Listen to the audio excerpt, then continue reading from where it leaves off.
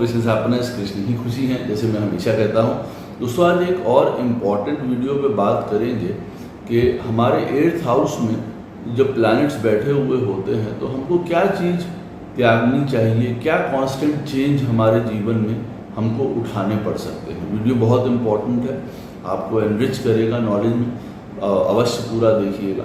Video start करने से पहले चैनल को सब्सक्राइब अवश्य कर दीजिए, लाइक करिए, कमेंट करिए, सपोर्ट करते रहिए जैसे आप लोग कर रहे हैं, उसका अति आभार है। नोटिफिकेशन बेल अवश्य पुश कर दिया करिए ताकि मेरे द्वारा पोस्ट की गई वीडियोज़ आपको टाइम टू टाइम मिलते रहें। जिनको पर्सनल कंसल्टेशंस लेनी है अपने जीवन के बारे में, दशा के बारे में, उनके साथ प्लैनेट्स क्या कर रहे हैं, उनका क्या फोकस है, क्या गोल्स हैं, क्या करने आए हैं जीवन में, अवश्य मुझसे संपर्क कर सकते हैं। बहुत सरल है, मेरे नंबर्स वीडियो में फ्लैश होते रहते हैं, वीडियो के डिस्क्रिप्शन बॉक्स में नीचे दिए रहते हैं। आप मुझे ईमेल के थ्रू भी संपर्क कर सकते हैं। दोस्तों इतना ध्यान रखिएगा, पर्सनल कंसल्टेशंस पेड होती हैं।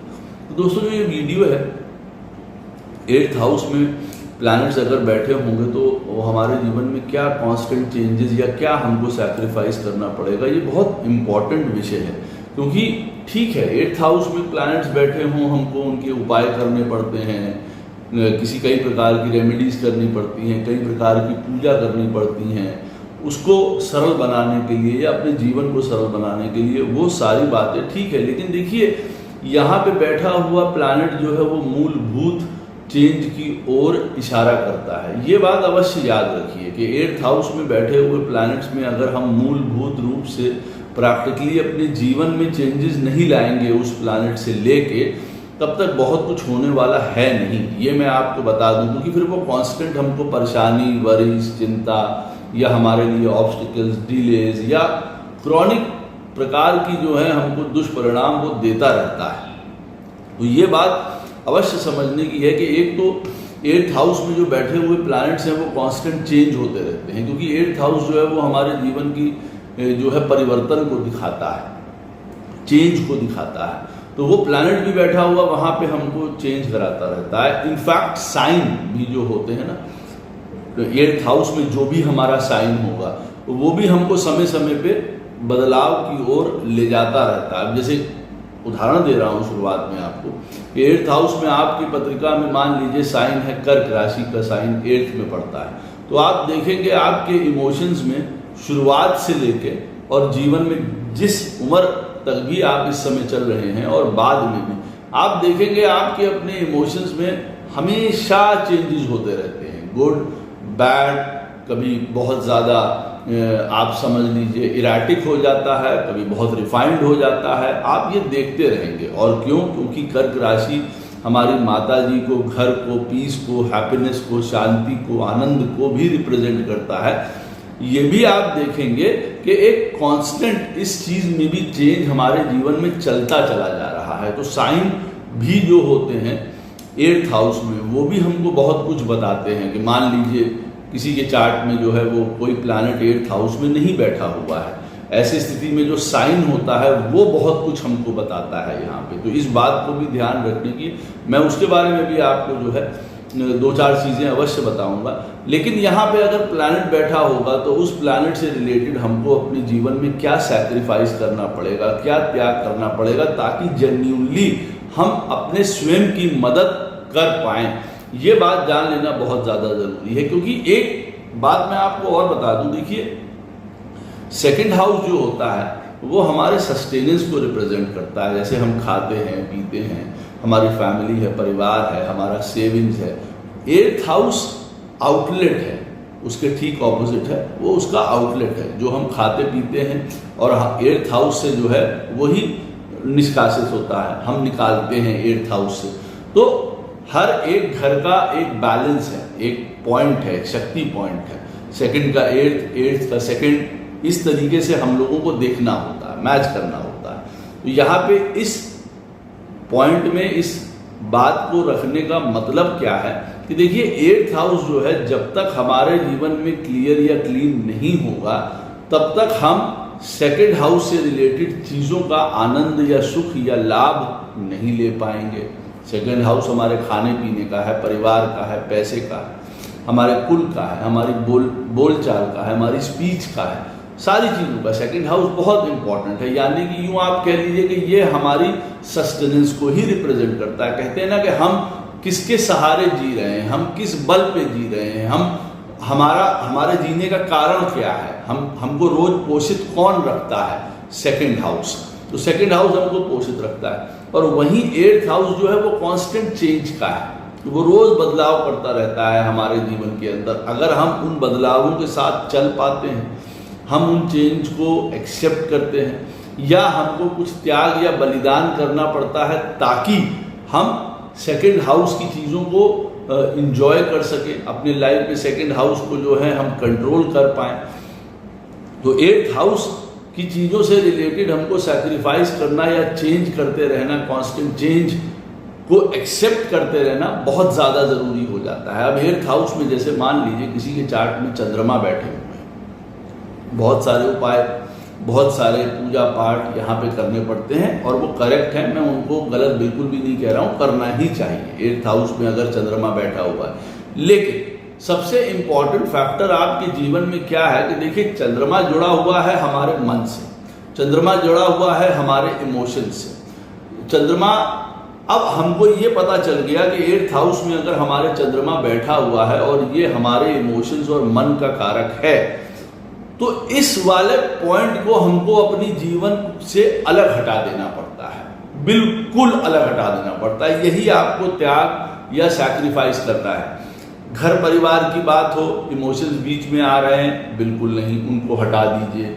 रिश्तेदारियों में आपके इमोशंस बीच में आ रहे हैं, बिल्कुल नहीं, उनको हटा दीजिए। काम में आपके इमोशंस बीच में आ रहे हैं, बिल्कुल नहीं, उनको हटा दीजिए। क्योंकि देखिए, 8th हाउस में जो भी प्लैनेट बैठा हुआ है वो हमारे प्रारब्ध से, पास्ट लाइफ से रिलेटेड, अब वो हमको ये कर्मा बताता है कि देखो हमको इस प्लैनेट को करेक्ट करना है। वजह, क्योंकि पूर्व जन्म में कई चीज़ों में, उसमें कई चीज़ें इन्वॉल्व होती हैं। पूर्व जन्म में कई चीज़ों की वजह से उस प्लैनेट से रिलेटेड हो सकता है हमारे जीवन में या हमारे कुल में या हमसे स्वयं से कुछ गलतियां हुई हैं। अब वो प्लैनेट 8th हाउस में बैठा हुआ है, जैसे कि चंद्रमा है, जैसे हम लोग बात कर रहे हैं, तो अब उससे रिलेटेड हमको जीवन में जो है प्रॉब्लम्स आ सकती हैं। सबके लिए नहीं होता है। कभी चंद्रमा 8th हाउस में बैठ के व्यक्ति को अपने ही घर का बैठा हुआ है, उच्च का बैठा हुआ है, तो बहुत अच्छे रिजल्ट्स भी प्रदान करता है। लेकिन अगर चंद्रमा 8th हाउस में बैठा हुआ है किसी का भी, तो उसको अपने जीवन में त्याग या सैक्रिफाइस या कांस्टेंट चेंज उसको अपने मन में करते रहना पड़ता है ना। यहाँ पे ट्रांसफॉर्मेशन हो रही है, बदलाव हो रहा है। आज हम लखनऊ में रह रहे हैं, कल हम बेंगलोर में रह रहे हैं, कल हम नागपुर में रह रहे हैं, तो उसके हिसाब से हमको अपने मन को चेंज करते रहना पड़ता है। हम ये नहीं सोच सकते कि अरे भाई हम एक ही जगह क्यों नहीं टिक पा रहे हैं, हमें बार बार चेंज करना पड़ता है, हमको बार बार अपना घर चेंज करना पड़ता है, पूरी व्यवस्थाएं चेंज करनी पड़ती हैं, उससे हमारा जीवन डामाडोल है। अरे यही लिखा है आपके चेंज, इसी चेंज से आपको निकलना है और यही आपको सैक्रिफाइस करना है। आपको अपने मन को पीछे हटा लेना है हर एक चीज में। 8th हाउस में अगर चंद्रमा बैठा हुआ है, द मोस्ट इंपॉर्टेंट फैक्टर आपको अपनी लाइफ में ये देखना है कि देखिए, अपने मन के अनुकूल होके हमें काम नहीं करना है। ये बात याद रखिए, जैसे परिस्थिति आ रही है, जैसे जीवन आ रहा है, उसी के अनुकूल होके हमको अपने जीवन में काम करना है। दूसरी बात, यहाँ पे एक और पॉइंट भी वो चीज शो करता है कि जो भी प्लैनेट 8th हाउस में बैठा हुआ है, वो चीज आप किसी दूसरे से एक्सपेक्ट मत करिए। ये सैक्रिफाइस भी आपको करना पड़ता है। जैसे अगर चंद्रमा बैठा हुआ है आपके 8th हाउस में, तो दूसरे आपके इमोशंस को, मन को, भावनाओं को समझेंगे, ऐसा नहीं होने वाला है। आप उस चीज को बिल्कुल अपने दिमाग से हटा ही दीजिए। ये बात का कभी कंप्लेंट मत करिए कि देखिए हमारी माता जी, हमारे चाचा, हमारे दोस्त, हमारे कुलीग्स, हमारे मित्र, वो हमारे मन को नहीं समझते हैं, हमारे मन के अकॉर्डिंग नहीं चलते हैं, हमारा उनके साथ इमोशनली हमेशा जो है लड़ाई झगड़ा हो जाता है, दुख होता है, उसकी वजह से हम अपने आप को पेन हमको प्राप्त होता है। ये होगा, लेकिन आप एक्सपेक्ट मत करिए। यही चीज़ों का आपको कांस्टेंट चेंज और सैक्रिफाइस लाइफ में करना पड़ेगा। तो ये दो चीजें आप अपने दिमाग में बांध लीजिए कि मूलभूत हैं ये।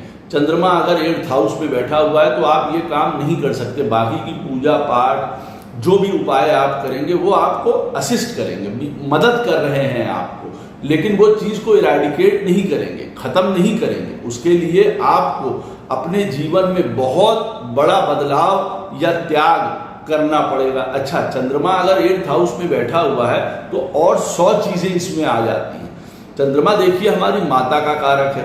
अब अगर वो 8th हाउस में बैठा हुआ है तो यहाँ पे ये भी बताता है कि हमारा उनके साथ रिश्ते में जो है कांस्टेंट चेंज होता रहेगा, या हमको कई प्रकार का सेक्रीफाइस करना पड़ेगा।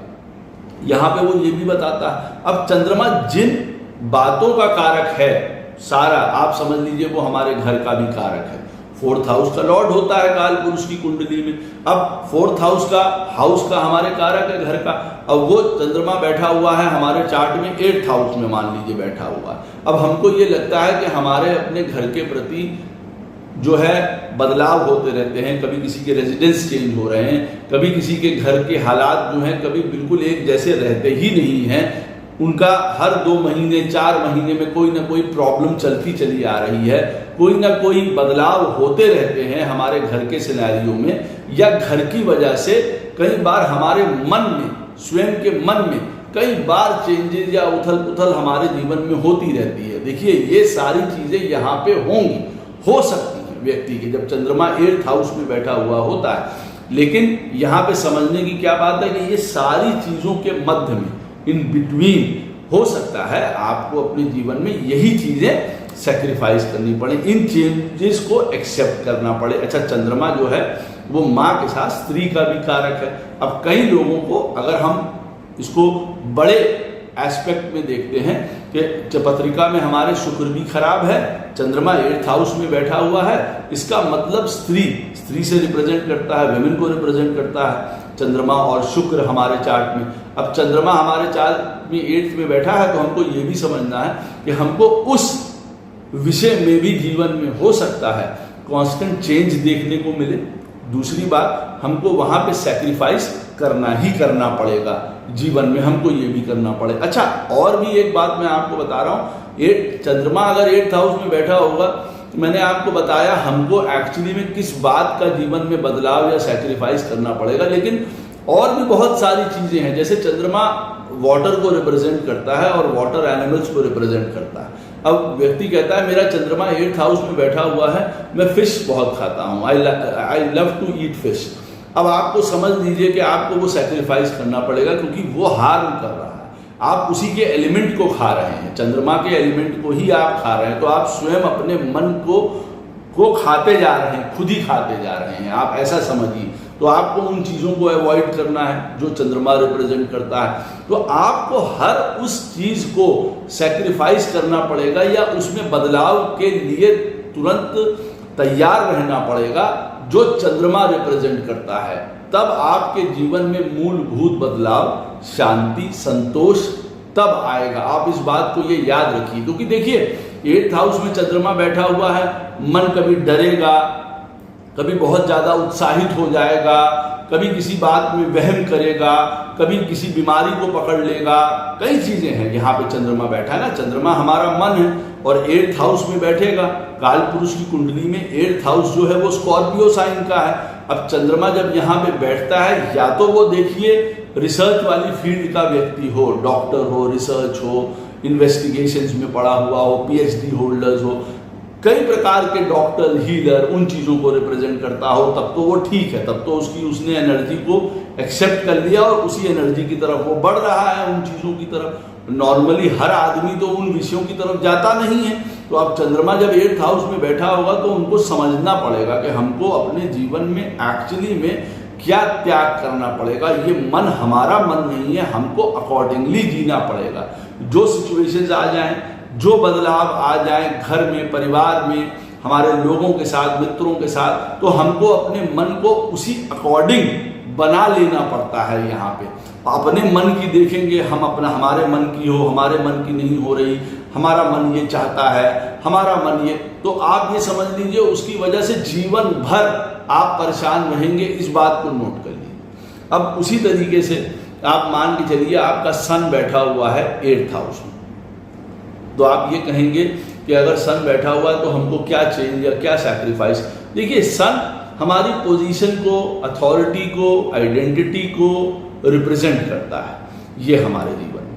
अब अगर वो 8th हाउस में बैठा हो तो पहले ही वो ये बताता है कि देखो भाई, जीवन में तुम्हारी जो ये पोजीशन है, आइडेंटिटी है, नाम है, गवर्नेंस है, कोई एक हमारा होता है ना कि भाई हम किसी चीज़ के ऊपर रूल करते हैं, किसी चीज़ के ऊपर शासन करते हैं, हमारा अधिपत्य है, अधिकार है इन चीज़ों के ऊपर, वो बदलता रहेगा आपका जीवन में। अगर सन बैठा हुआ है तो वहाँ पे आप कांस्टेंट चेंज देखेंगे, क्योंकि सूर्य है, आज आपके पास अधिकार नहीं है, कल है, फिर कल नहीं होगा, नाम है, नहीं है, फिर होगा। इस तरीके से आप देखेंगे कि सन अगर 8th हाउस में बैठा होगा तो आपकी आइडेंटिटी में, आपकी पर्सनालिटी में कांस्टेंट एक चेंज जीवन में होता ही रहेगा। ये बात को आप याद रखिए, पहली बात। दूसरी बात देखिए, सन रिप्रेजेंट करता है हमारे जीवन में हमारे, जैसे मैंने कहा आपको, पावर को, अथॉरिटी को, पोजीशन को, हमारे नाम को, यश को, फेम को रिप्रेजेंट करता है। अब वो 8th हाउस में बैठा हुआ है, व्यक्ति कह रहा है मैं जो भी करता हूँ मुझे यश नहीं मिलता, मेरा कहीं नाम नहीं होता, मैं काम करता हूँ पीछे छुप के काम कर रहा हूँ तो ठीक है, लोग उसका फायदा उठा के ले जा रहे हैं, लेकिन मेरा कहीं पे नाम नहीं हो रहा, कोई पोजीशन नहीं मिल रही, जो मैं कर रहा हूँ उसका मुझे सही तरीके से एक्नॉलेज नहीं किया जा रहा हूँ। तो आपको क्या चीज समझनी है कि देखिए, अपनी ईगो, अपना मान, यहाँ पे आपको सैक्रिफाइस करना पड़ेगा। ये बात मैं आपको बता दूं, आप उससे परे हट के काम करिए। आप जीवन में कुछ भी काम कर रहे हैं, दोस्त, यार, मित्र, माता पिता, भाई, चाचा, नाना, ताऊ, कहीं पे कोई काम कर रहे हैं, आपको अपने दिमाग में ये रखना पड़ेगा कि नहीं भैया देखो, मैं किसी एक्नॉलेजमेंट के लिए नहीं कर रहा हूँ, मेरा नाम हो या ना हो, मैं करता भी हूँ फिर भी मेरा नाम नहीं हो रहा, मुझे कोई पूछ नहीं रहा, मुझे कोई ये नहीं कह रहा है कि मुझे श्रेय नहीं दे रहा है, मुझे उस चीज़ का हिस्सा नहीं बनाया जा रहा है। तो आपको ये चीज़ अपने जीवन में सैक्रिफाइस करनी पड़ेगी, इस बात को याद रखिए। मेरा ये ईगो है, अब सन जाना जाता है देखिए ईगो के लिए, मान के लिए, अभिमान के लिए। कई बार वो दूषित होगा, कई बार वो टूटेगा, हम उसी मान या अभिमान के लिए कई बार लाइफ में लड़ेंगे, झगड़ेंगे उस चीज के लिए, क्योंकि हमको वो पाना है तो हम उस चीज के लिए फाइट करेंगे। सन 8th हाउस में बैठा है और उतना ही वो हमको और दबाता चला जाता है। तो अभिमान यहाँ पे या मान की बात या ईगो की बात किसी चीज में मत लेके आइए, चाहे वो काम में हो, चाहे नौकरी में हो, चाहे पढ़ाई में हो, किसी भी चीज को लेके ईगो कभी भी विषय मत बनाइए, क्योंकि ईगो यहाँ सन बैठा हुआ आपकी तोड़ेगा ही तोड़ेगा, या उसकी वजह से आपको काफी प्रॉब्लम्स उठानी पड़ेंगी, नौकरी में प्रॉब्लम उठानी पड़ेंगी, अधिकारियों के साथ प्रॉब्लम उठानी पड़ेंगी। सन रिप्रेजेंट करता है हमारे फादर, अब फादर के साथ हमारे साथ प्रॉब्लम हो सकती है, क्योंकि फादर को रिप्रेजेंट करता है, 8th हाउस में बैठा हुआ है, वहां से हमारे रिश्ते खटास भरे हुए हो सकते हैं। वैसा जरूरी नहीं है कि सन 8th हाउस में बैठा होगा तो जीवन में सभी के रिश्ते अपने पिता के साथ खराब होंगे, नहीं हो सकता है उनके पिता को कुछ प्रॉब्लम जीवन में हो, उनकी हेल्थ इश्यूज हो, या भगवान ना करे उनके पिता असमय चले जाएं जीवन में, तो उसके बिना उनको जीवन बिताना पड़े। वो ये भी रिप्रेजेंट करता है सन 8th हाउस में बैठा हुआ ना, कांस्टेंट चेंज है, वो आपको एक शेल्टर, एक जिसको कहते हैं ना प्रमुखता से आपके सर के ऊपर हाथ हो सकता है नहीं आपको प्राप्त हो रहा, उसके बिना आपको चलना पड़े, उस गाइडेंस के बिना आपको चलना पड़े। सूर्य जो है पिता है, सहारा है, हमारा सोर्स ऑफ, जिसको कहते हैं ना पावर है हमारे पीछे, हमें वही कोई जीवन में कभी भी नहीं मिली, शुरुआत से नहीं मिली।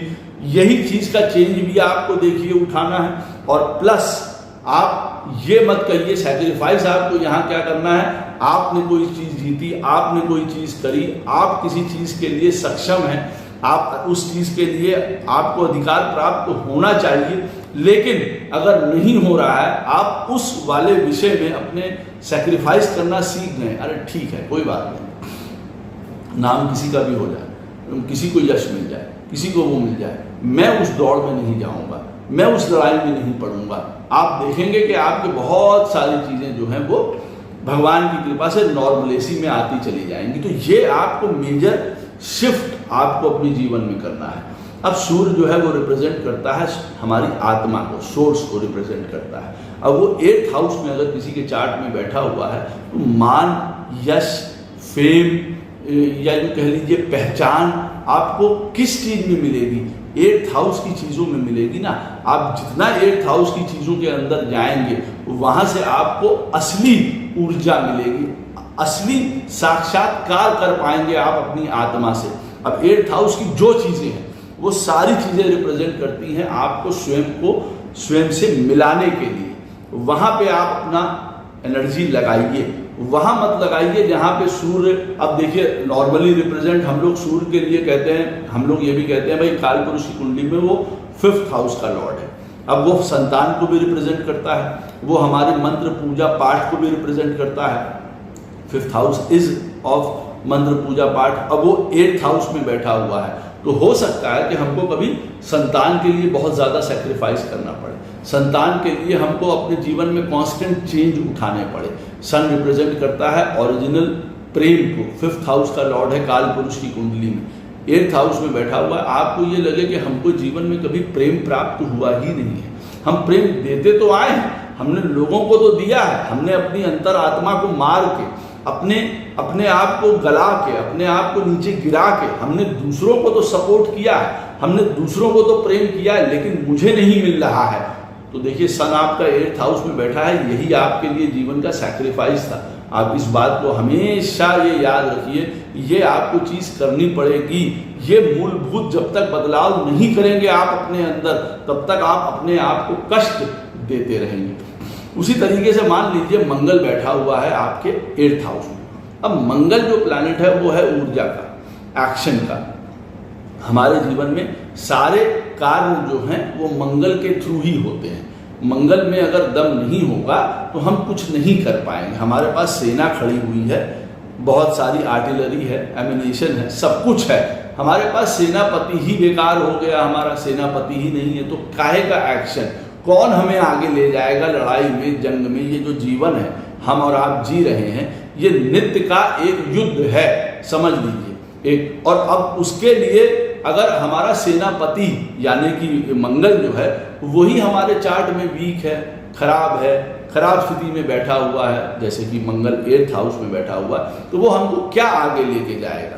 अच्छा, अब मंगल 8th हाउस में बैठा हुआ है, आपके जीवन में आप ये देखेंगे आपकी जो एनर्जी है, आपका जो एक एक्शन करने का तरीका है, वो जीवन में बदलता रहा है। एक समय आप इतने ज़्यादा बलवान हैं कि कहिए आप शेर से लड़ जाएं, और एक समय आप ऐसे दब्बू हैं कि आप जीवन में एक सर्दी जुकाम खांसी आपको हो जाता है तो आपको लगता है अब गए, सीताराम हो गया हमारा।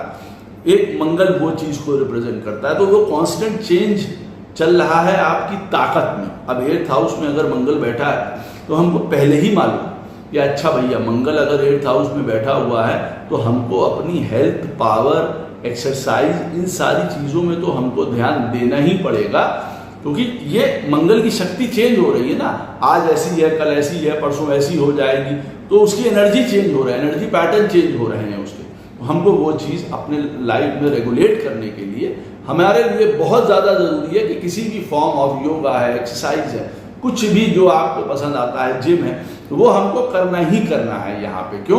क्योंकि हम अपने मंगल को सही तरीके से आगे बढ़ाएं, हमको वो कॉन्फिडेंस हमेशा रहे अपने शरीर के ऊपर। मंगल हमारे शरीर की एक्टिविटी को रिप्रेजेंट करता है। हमारा शरीर हमको भगवान ने दिया, बनाया माता पिता की वजह से। अब बल जो है, ताकत जो है वो मंगल है। अब मंगल 8th में पड़ा हुआ है तो हमको अपने शरीर को बलवान बनाना पड़ेगा। यहाँ पे इस चीज में आप देखेंगे कांस्टेंट बदलाव होता चला जा रहा है। अच्छा, मंगल रिप्रेजेंट करता है हमारे क्रोध को, हमारे गुस्से को, हमारी जो है इंपल्सिवनेस को, एक इराटिक बिहेवियर को रिप्रेजेंट करता है मंगल। यहाँ आप देखेंगे इन चीज़ों का आपको सैक्रिफाइस करना पड़ेगा। किसी भी तरीके की तेजी, लड़ाई झगड़ा, क्रोध, तू मैं, कहीं पे भी, बहन भाई, चाचा ससुराल, मम्मी पापा, चाचा नाना ताऊ, नौकरी, वहाँ पे आप ऐंठ नहीं सकते, वहाँ आप लड़ नहीं सकते हैं। आपको अपने जीवन में ये बदलाव लेके आना ही पड़ेगा। अगर मंगल 8th हाउस में बैठा हुआ है तो आपको सैक्रिफाइस कर देना पड़ेगा अपना गुस्सा, अपना क्रोध, अपनी एक, कई बार हमको अपनी कहते हैं ना, अरे हम अपनी आइडेंटिटी के लिए ना लड़े, हम अपने लिए ना लड़े, हम अपनी पर्सनैलिटी के लिए ना लड़े। लेकिन देखिए मंगल अगर 8th हाउस में बैठा है, काल पुरुष की कुंडली में वो 1st हाउस का लॉर्ड है। फर्स्ट हाउस का लॉर्ड होके मान लीजिए आपके चार्ट में ये सोचिए वो 8th हाउस में पड़ा हुआ है, तो कई बार बेइज्जती होगी, कई बार अपमान होगा, कई बार डाउन होगा, कई बार स्वयं की अपनी आदतों अपनी चीजों की वजह से स्वयं को पीछे कर लेगा। कब क्या काम सही करना था, क्या एक्शन लेना था, नहीं लिया उस समय हमने, क्योंकि मैंने बताया ना एक्शन में चेंज होता रहेगा इस मंगल का 8th हाउस में। कब हमको एक्शन लेना है, कब नहीं लेना है, कब किसके साथ बोलना है, कब किसके साथ नहीं बोलना है। एक ऐसा बिहेवियर 8वें में मंगल बैठा हुआ है, लोग कह रहे हैं नहीं इनसे नहीं बोलेंगे भैया, इनसे जब भी बोलो तो लड़ाई झगड़ा निकल के आएगा ही, कंफ्यूजन, हमेशा हर चीज में आप बहस बना लेंगे और एक बात को जो है वो लंबा घसीट देंगे जब तक कि वो युद्ध का रूप ना ले ले किसी भी चीज में। इस चीज को आपको सैक्रिफाइस करना है, you have to sacrifice this Mangal. ये मंगल को अब आपको अपना इंटरनलाइज करना है, वो ताकत आपको अंदर ले जानी है। ये मंगल अष्टम में बैठ के, अष्टम बहुत गूढ़ घर है, ये बात को याद रखिए। इस मंगल को एनर्जी दीजिए तप की, तपस्या की, हठ की, इन चीजों की तपस्या दीजिए, अपने आप को बनाने में, अपने आप को उठाने में, अपने आप को करेक्ट करने में आप इस मंगल को ताकत दीजिए, एनर्जी दीजिए। लेकिन बाहर दुनिया में एग्रेशन, लड़ाई झगड़ा, अगर आपका मंगल 8th हाउस में बैठा है और अगर आप मुझसे पूछेंगे कि मुझे कैसा व्यक्ति होना चाहिए, तो मैं ये कहूँगा पीसफुल। आपको पीस का अवार्ड दिया जाना चाहिए ऐसे समय में। तब आप समझ लीजिए आपने 8th हाउस के मंगल जो आपका बैठा हुआ है वो बिल्कुल करेक्ट बैठा हुआ है। यहाँ पे 8th हाउस में मंगल अगर आपके बैठा होगा तो आप ये भी याद रखिए, कई बार आप स्वयं गलती करके अपनी पोजीशन में हारेंगे, आप खुद छोड़ेंगे उसको, गलतियां करेंगे। आप जिस जगह पे आज हैं वो कई बार उसमें आपका स्वयं का हाथ होगा। आप ये देखेंगे आपने उस अपनी एनर्जी को सही तरीके से कंट्रोल नहीं किया, पढ़ाई के समय पढ़ाई, नौकरी के समय नौकरी, लोगों के साथ व्यवहार के समय व्यवहार, तो आप देखेंगे कि आप उसमें मूलभूत खुद एक मेन रूप से प्रत्यक्ष थे जहाँ से चीज़ें बिगड़ी हैं, खराब हुई हैं। तो हमको ये समझना है कि मंगल अगर हमारा 8th हाउस में बैठा है तो हमको इन चीजों से कोसों दूर रहना है। एक जीतने की एबिलिटी मंगल शो करता है, विनिंग है, वो विक्ट्री चाहता है, जीत चाहता है। अब जीत आपको किसके ऊपर चाहिए ना, जीत हर एक चीज के ऊपर अगर आप चाहने लगेंगे तो लोगों को लॉस करते रहेंगे ना। कई बार हम किसी चीज में जीत गए, हमको लगा वाह मैं तो जीत गया, मंगल अष्टम में बैठा है, साम दंड भेद से मैंने किसी भी प्रकार से मैंने अपने आप अपनी लाज बचा ली, मैंने नाम बना लिया, मैंने ये कर दिया, मैंने दूसरे आदमी को लताड़ दिया या पछाड़ दिया, और पता चला आपके जीवन में आप अकेले रह गए, सब भाग गए। उन्होंने कहा ये बेवकूफ़ है, ये हमेशा इन चीज़ों में लड़ता रहता है जीवन में। इसको सिर्फ अपनी कहते हैं ना अपनी बात को रखना है, कोई भी चीज़ हो, अच्छी हो बुरी हो, कोई भी चीज़ हो। कई बार ऐसा भी होगा, मैं ये नहीं कह रहा हूं कि आपका अष्टम में मंगल बैठा है and you are not correct, आप बिल्कुल करेक्ट होंगे, आप बिल्कुल राइट होंगे, लेकिन अगर आप अपने जीवन को इस तरीके से मोल्ड नहीं करेंगे जहां पे आप देखेंगे कि आप हावी हो रहे हैं, आप अपना मत रखने के लिए लड़ रहे हैं, झगड़ रहे हैं, अगर आप इन चीजों को पीछे नहीं करेंगे और अगर आप करेक्ट भी होंगे तो भी आप देखेंगे जीत के भी कई बार आप हार जाएंगे। यहाँ पे इस बात को याद रखिएगा। अच्छा, मंगल रिप्रेजेंट करता है जैसे कि मान लीजिए रेड मीट को रिप्रेजेंट करता है। आप किसी के चार्ट में अष्टम में मंगल बैठा है, वो कह रहा है कि मैं मीट वगैरह बहुत खाता हूँ और मुझे प्रॉब्लम्स भी बहुत हैं, तो आप वो समझ सकते हैं कि किस चीज़ का उनको सैक्रिफाइस करना पड़ता है। मंगल रिप्रेजेंट करता है प्रॉपर्टी, ब्रदर। अब यहाँ पे भी कई प्रकार के उन चीज़ों में भी आप बहुत ज़्यादा चेंजेस देखेंगे। अष्टम में अगर मंगल बैठा है तो हो सकता है कई बार आपको इनहेरिटेंस में प्रॉपर्टी मिले, कई बार हो सकता है प्रॉपर्टी से रिलेटेड ही आपको अपने जीवन में एक कांस्टेंट चेंज देखते रहना पड़े, वो आपको उठाना पड़ सकता है। ये आपकी लाइफ का पैटर्न है, मूलभूत चीज़ों को मैं आपके लिए बता रहा हूँ। दूसरा, भाई को रिप्रेजेंट करता है मंगल, और अगर अष्टम में बैठा है तो ठीक है, आज आपके भाई का संबंध अच्छा है, कल खराब हो गया। अब यहाँ पे आपको ये भी देखना है कि या तो मैं त्याग या सैक्रिफाइस करूं और हर हाल में अपने भाई के साथ अपने रिश्तों को करेक्ट रखूं, या तो वो टूट ही जाएंगे। तो यहाँ पे देखिए क्या सैक्रिफाइस करना पड़ेगा अगर मंगल अष्टम में बैठा हो। मैंने मूलभूत आपको बातें बताई हैं, उन चीज़ों में चेंज करना आपके लिए बहुत ज़्यादा ज़रूरी है। आपका जो कहते हैं ना चार्ज है, जो एक्शन है, जो पॉइंट है, कहाँ लग रहा है, सही जगह लग रहा है या खराब। आपके अंदर बहुत बला की ताकत है, आप उल्टे सीधे दोस्तों में, उल्टी सीधी चीज़ों में अपने आप को, जीवन को लगा के उस एक्शन को, उस एनर्जी को वेस्ट कर रहे हैं। आप समझ सकते हैं मंगल यहाँ पे आपको बहुत बेकार परिणाम देगा। और यही मंगल की एनर्जी को अगर आप इंटरनलाइज करके, अपने आप को रोक के, अपने आप को करेक्ट करके, मैं एक ऐसा व्यक्ति बनूं जिसके अंदर किसी भी प्रकार का कोई खोट ना हो, कोई त्रुटि ना हो, मैं आपको अपने आप को करेक्ट करता रहूं। मैं खाने में खराब था, मैं उसको करेक्ट कर लूँ। मैं बोलने में खराब था, उसको करेक्ट कर लूँ। मेरा हेल्थ खराब थी, मैं उसको करेक्ट कर लूँ। मैं लोगों के साथ जब बोलता था तो लड़ाई झगड़े वाली बात बोलता था, आज मैं लोगों के साथ अगर बोलूँगा तो मैं उनको बताऊँगा कि कठिन समय में किस प्रकार से जीवन जीना चाहिए। आज मैं उनको ये सिखाता हूँ। मंगल अगर अष्टम में बैठा है, क्यों? क्योंकि अष्टम स्थान काल पुरुष की कुंडली में स्कॉर्पियो है, मंगल रणनीतिकार है, 8th में बैठा हुआ, ट्रांसफॉर्म हो गए अपने आप को। वो एकदम से ये नहीं है। अब ये मंगल आपसे क्या कहता है? ये मंगल आपसे ये नहीं कहता है कि आपको पता चला है कि 100 फीट नीचे कूदना है, कूद गए, मंगल कूद जाएगा यहाँ पे कई बार। लेकिन अब 8वें स्थान का मंगल बैठा हुआ आपको क्या, कैसे कह रहा है कूदने को?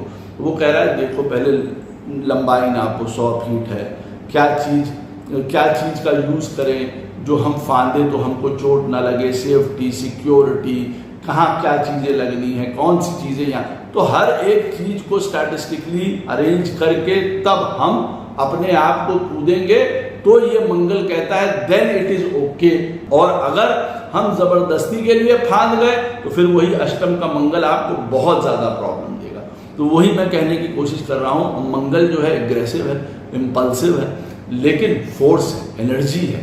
आपको इसको कैसे यूज करना है, कहाँ यूज करना है, कहाँ कहाँ अपने आप को पीछे हटाना है, ये आपको जान लेना बहुत ज्यादा जरूरी है। और उसी से आपके जीवन में बहुत बदलाव आएंगे।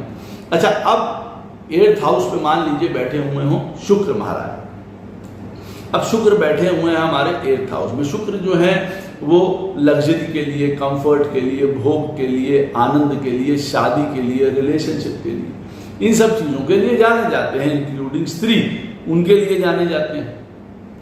अब वो 8th हाउस में अगर बैठेंगे तो आप देखेंगे कि हमारे जीवन में इन सारी चीजों से रिलेटेड कांस्टेंट एक चेंज हमको देखने को मिल रहा है। पहली बात, हमको यहाँ पे देख रहे हैं कि आज हमारे पास छोटा घर है, कल बड़ा घर हो सकता है, आज बड़ा घर है, छोटा हो सकता है, आज हमारे पास साइकिल है, कल हमारे पास स्कूटर और कार हो सकती है, कार है तो साइकिल हो सकती है। ये कांस्टेंट चेंज आपको दिखाएगा। देखिए शुक्र, तो उस चीज के लिए पहली बात हमको तैयार रहना पड़ेगा, है ना, फर्स्ट पॉइंट। सेकेंड पॉइंट, अब शुक्र रिप्रेजेंट करता है भोग को, खाना पीना, आनंद, उसको रिप्रेजेंट करता है। अब यहाँ पे भी उन 8th हाउस में बैठा हुआ शुक्र आपको बताएगा, इसमें भी एक पैटर्न है, चला आ रहा है कि हमको भोग के लिए बहुत चीजें मिल रही हैं और हमने बहुत खाया पिया, आनंद लिया, मार रबड़ी मलाई और सब चीजें अपना खा पी रहे हैं। अब 8th हाउस में शुक्र बैठा है, हमको बीमारी हो गई, डायबिटीज हो गई। अब एक समय में हमको खाने में कुछ नहीं मिल रहा है, इंजेक्शन हमारे यहाँ पे इंसुलिन के ठुक रहे हैं यहाँ पे खाना खाने के लिए। तो देखिए कांस्टेंट चेंज हो गया भोगों में भी यहाँ पे। तो हमको सैक्रिफाइस क्या करना है? अत्यधिक भोगों को हमको सैक्रिफाइस करना है। पहली बात, यहाँ पे बात को याद रखिए, शुक्र अगर बैठा हुआ है। दूसरी बात, मैरिज रिलेशनशिप में लेके हमको सैक्रिफाइस करना है किसी भी प्रकार के ऊल जलूल रिलेशनशिप वाली अपनी हरकतों को ना। हम कोई गंदी हरकतें करें, लड़के लड़कियों के पीछे भाग रहे हैं, 10 रिलेशनशिप कर रहे हैं, एक्स्ट्रा मैरिटल में पड़े हुए हैं, शुक्र अष्टम में बैठा, ये दिस इज द ओनली, ये नहीं मैं कह रहा हूँ कि यही सिर्फ एक फैक्टर है, और भी बहुत सारे फैक्टर्स होते हैं एक्स्ट्रा मैरिटल या रिलेशनशिप में या शादी टूटने के या चीज़ों के। लेकिन मैं आपको बताने की यहाँ पे ये कोशिश कर रहा हूँ, शुक्र अगर 8th हाउस में बैठा होगा तो आपको क्या चीज़ का सैक्रिफाइस करना पड़ेगा। देखिए किसी भी प्रकार के कोई गंदी हरकत, गलत हरकतें, गलत चीज़ें, उन सारी चीज़ों का आपको सैक्रिफाइस अपनी लाइफ में करना पड़ेगा, चाहे वो भोग हो, चाहे वो रिलेशनशिप को लेके हो, चाहे मैरिज को लेके हो। जो आपकी भावना है वो पवित्र होनी चाहिए, वासना से सही, ये नहीं कि वासना या लस्ट भरी हुई है उसमें। तो 8th हाउस में बैठा हुआ शुक्र आपको इस चीज के बारे में सिखाता है। इस बात को याद रखिएगा, you have to be very pure and genuine in love.